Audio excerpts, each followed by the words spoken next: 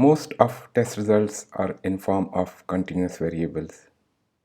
In such cases, we need to establish a threshold point beyond which a person is considered to have disease. Let's discuss example of fasting blood glucose level in diagnosis of diabetes and see how this threshold point is established and how it affects sensitivity and specificity of test. In this graph, we have fasting blood glucose levels on x-axis and number of people on y-axis. People who are healthy tend to have fasting blood glucose levels on lower side, and people with diabetes tend to have fasting blood glucose levels on higher side. We know sensitivity of test deals with people who have disease and specificity of test deals with people who are healthy.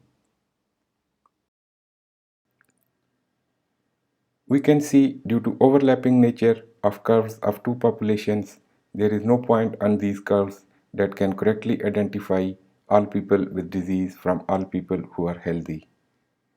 In such situations, we have to select a threshold point beyond which a person is considered to have disease. Suppose we select threshold point at 120 mg per deciliter. We can see at this threshold point around 90% of people with disease are correctly identified and sensitivity of test will be 90%. Similarly, around 90% of healthy people are also correctly identified and specificity of test is also 90%.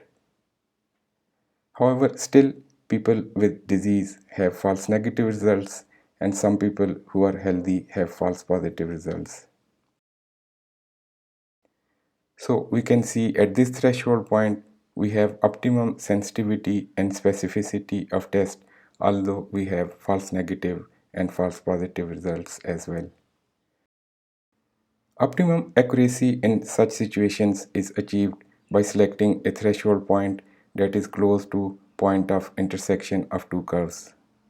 Like in this case, this is 120 mg per deciliter. Now let's see what happens if we try to improve sensitivity of test to 100%. To achieve that, we need to select threshold point that will correctly identify all people with disease. So if we select threshold point at 100 mg per deciliter, it will correctly identify all people with disease. And sensitivity of test at this point will be 100%. However, around 50% of healthy people will test false positive at this point and specificity of test will be only 50%. So we can see as we have tried to increase sensitivity of test, it has resulted in decrease in specificity of test. Negative predictive value at this point will be 100% as there are no false negative results. So if a test has 100% sensitivity, it will also result in 100% negative predictive value. Now let's see what happens if instead of sensitivity, we try to increase specificity of test to 100%. To achieve that, we need to select threshold point that will correctly identify all healthy people. If we select threshold point at 140 mg per deciliter, it will correctly identify all healthy people, and specificity of test at this point will be 100%. However, at this point, around 50% of people with disease will test false negative, so sensitivity of test will be only 50%. So we can see when we try to improve sensitivity of test, it results in decrease in specificity of test. And if we try to increase specificity of test, it results in decrease in sensitivity of test. So we have to select a threshold point that results in optimum sensitivity and specificity. Like in first example, when we selected threshold point at 120 mg per deciliter, it resulted in sensitivity and specificity of around 90%. Positive predictive value in this case will be 100% as there are no false positive results. So when specificity of test is 100%, positive predictive value is also 100%.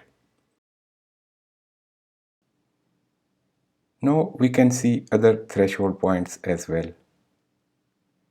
Like everybody who has test results below 100 mg per deciliter is healthy.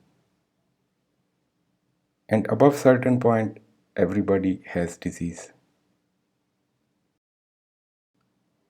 Then we have a range in which we can find results that are present in people with disease and people who are healthy. If test result is in this range, we can either perform a test on repeat occasion to see which side they trend, or we can combine this test with other similar tests like HbA1c in this case to make diagnosis.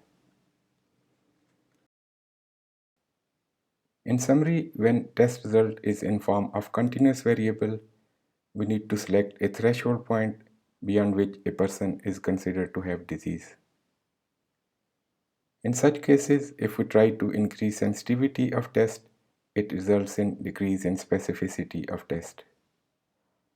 And if we try to increase specificity of test, it results in decrease in sensitivity of test.